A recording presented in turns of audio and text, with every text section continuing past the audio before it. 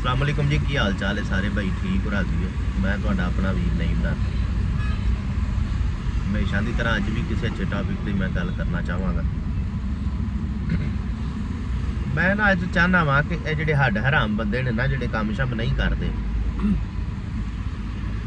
जिहड़े सिर्फ इसे इंतजार च ने भी अल्लाह आसमान तो कोई उन्होंने वास्ते मनो सलवा घले घर बैठे ही, मैं उन्होंने वास्ते एक सिलाई वीडियो बनाना चाहना वा। अल्लाह दे नेक बंदे सन ना। दरवेश जंगल दे विच गया ना, तो उन्हें वेख्या एक बीमार जी ना लंगड़ी जई एक लूमड़ी सी, वो लगी जाती सी। वो दरवेश गल सोचन लग पिया कि यार ये तो लंगड़ी है, शिकार शकूर तो नहीं कर सकती, तो किवें अपनी रोजी रोटी का निजाम चलाती होएगी। वो दरवेश ना कोशिश की कि ये वास्ते को मैं रोटी रोजी का इंतजाम करा ये रिजक का। बस वो नीयत लैके जो निकलिया ना, थोड़ा जगह आया वेख्या तो एक शेर शिकार करके लगा जाए, मूँह दे गिद्दड़ सी, गिद्दड़ का उन्हें शिकार किया। तो जिसलिए शिकार करके वापस पे आउंदा सी ना, तो उन्हें कुछ शिकार खा लिया तो कुछ बकाया जिहड़ा ना उन्हें सुट दिता वो लूमड़ी वास्ते। वो लूमड़ी नूं शिकार फड़िया तो खा लिया। वो दरवेश नूं ये समझ आई भी हुरे इहदे कोल वध गया शेर दे कोलों शिकार। उन्हें इस गल नूं तस्दीक करन वास्ते ना भी अगले दिन शिकार किवें खाएगी या किवें करेगी, उन्हें ना रात उस जंगल दे विच स्टे कीता, उत्थे ही रह पिया।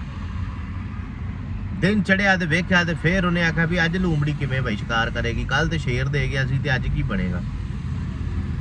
अगले दिन उस अपना उस बंदे ने की वेख्या दरवेश ने कि शेर फिर शिकार करके आउंदा है, तो कुछ आप खा लैंदा है, तो कुछ उस लूमड़ी नूं जांदियां जिहड़ा दे जांदा शिकार। लूमड़ी भी वो शिकार खा लिया। वो दरवेश का ना इस गल ते यकीन कामल हो गया कि रिजक अल्लाह की जात देने वाली है, राजक वो मालक है। इस लंगड़ी लूमड़ी की रिजक का जिहड़ा जिम्मा है ना, अल्लाह ने शेर दे जिम्मे लाया भी तू इनू अपने वास्ते भी लिया है तो इनू भी लिया के खवाना है।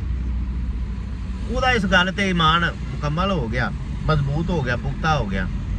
उन्हें की कीता, उन्हें भी अपने आप नाल सलाह कर ली भी मैं भी कोई काम नहीं करना, मैं भी कोई अपना हरकत नहीं करनी, मैं भी बह के ना रिजक का मालक तो मेरा भी वही है ना, दाता तो वही है देने वाला, मैनू भी रिजक को नहीं देना, लिया मैं भी काम को नहीं करना, जिवें लूमड़ी नूं देंदा मैनू भी तो दैगा ही ना।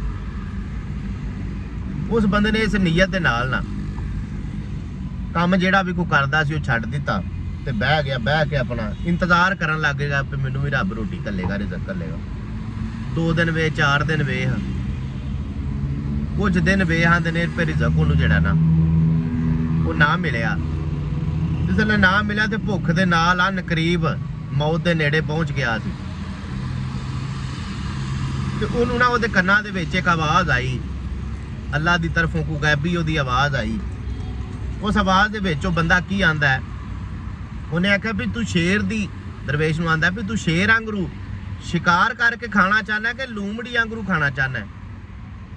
शेर ते अपना शिकार करके आउंदा ना, ते नाल अल्लाह दी मखलूक नूं भी खवांदा है। तू शेर बनना चाहना कि लूमड़ी बनना चाहना है, कि जिहड़ा खुद अपाहज है, खुद अपना जिहड़ा ना मजबूर है, वो तो शिकार नहीं कर सकता, अल्लाह की जात उन्होंने तो रिजक दे रही है। तो तू शेर बनना चाहना कि लूमड़ी बनना चाहना है। शेर तो अपना शिकार भी करते हैं, तो किसी भी पै लूमड़ी भी पै देंदा है।